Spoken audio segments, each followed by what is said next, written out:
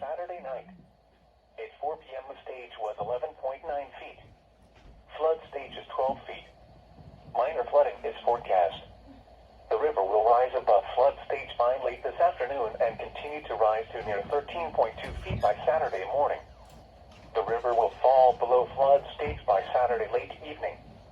At stages near 14 feet, flooding occurs near the old Shady Acres Mobile Home Park near Circleville.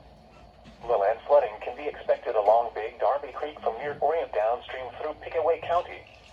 Portions of Darby Creek Road are flooded, as well as some water rising onto Route 762 west of Orient.